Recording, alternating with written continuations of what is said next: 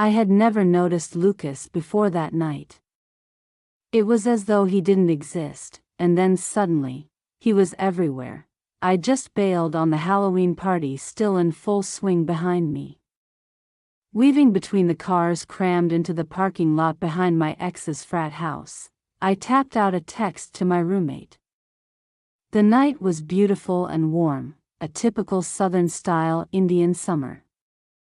From the wide-open windows of the house, music blared across the pavement, punctuated with occasional bursts of laughter, drunken challenges and calls for more shots. As tonight's designated driver, it was my responsibility to get Aaron back to our dorm across campus in one non-mangled piece, whether or not I could stand another minute of the party. My message told her to call or text when she was ready to go. The way she and her boyfriend, Chaz, had been tequila-soaked dirty dancing before they linked hands and tripped up the stairs to his room, she might not be calling me until tomorrow. I chuckled over the thought of the short walk of shame she'd endure from the front porch to my truck. If so, I hit send as I dug in my bag for my keys. The moon was too cloud-obscured and the fully lit windows of the house were too far away to provide any light at the far end of the lot. I had to go by feel. Swearing when a mechanical pencil jabbed a fingertip, I stomped one stiletto-clad foot, almost certain I'd drawn blood. Once the keys were in my hand, I sucked on the finger. The slight metallic taste told me I'd punctured the skin. Figures, I muttered, unlocking the truck door. In the initial seconds that followed, I was too disoriented to comprehend what was happening. One moment I was pulling the truck door open, and the next I was lying flat on my face across the seat, breathless and immobile. I struggled to rise but couldn't, because the weight on top of me was too heavy. The little devil costume suits you, Jackie. The voice was slurred, but familiar. My first thought was don't call me that, but that objection was quickly dismissed in favor of terror as I felt a hand pushing my already short skirt higher. My right arm was useless, trapped between my body and the seat.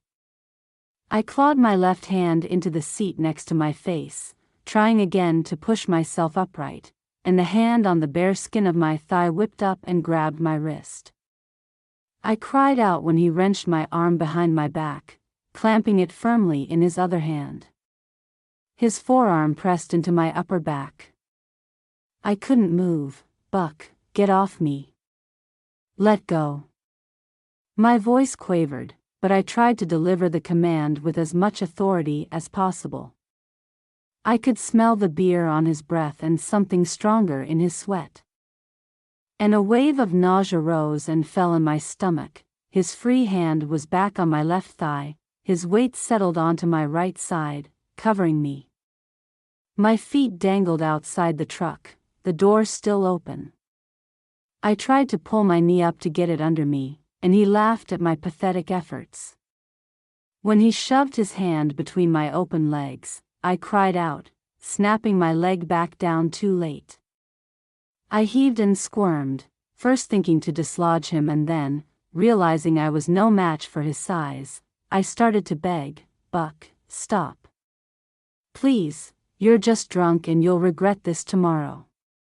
Oh my God, he wedged his knee between my legs and air hit my bare hip. I heard the unmistakable sound of a zipper and he laughed in my ear when I went from rationally imploring to crying. No no no no. Under his weight, I couldn't get enough breath together to scream, and my mouth was mashed against the seat, muffling any protest I made.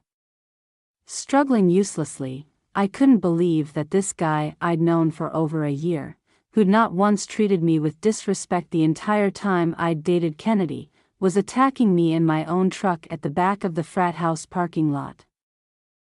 He ripped my panties down to my knees, and between his efforts to push them down and my renewed effort to escape, I heard the fragile fabric tear. Jesus, Jackie, I always knew you had a great ass, but Christ, girl. His hand thrust between my legs again and the weight lifted for a split second, just long enough for me to suck in a lungful of air and scream. Releasing my wrist, he slapped his hand over the back of my head and turned my face into the leather seat until I was silent, almost unable to breathe. Even freed, my left arm was useless. I leveraged my hand against the floor of the cab and pushed, but my wrenched and aching muscles wouldn't obey. I sobbed into the cushion, tears and saliva mixing under my cheek.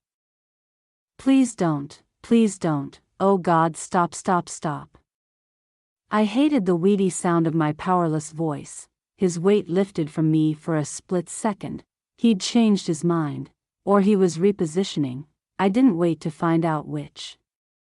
Twisting and pulling my legs up, I felt the spiky heels of my shoes tear into the pliant leather as I propelled myself to the far side of the bench seat and scrambled for the handle. Blood rushed in my ears as my body rallied for all-out fight or flight. And then I stopped, because Buck was no longer in the truck at all. At first, I couldn't figure out why he was standing there, just past the door, facing away from me. And then his head snapped back. Twice. He swung wildly at something, but his fists hit nothing. Not until he stumbled back against my truck did I see what, or who, he was fighting. The guy never took his eyes off Buck as he delivered 2 more sharp jabs to his face, bobbing to the side as they circled, and Buck threw futile punches of his own, blood streaming from his nose.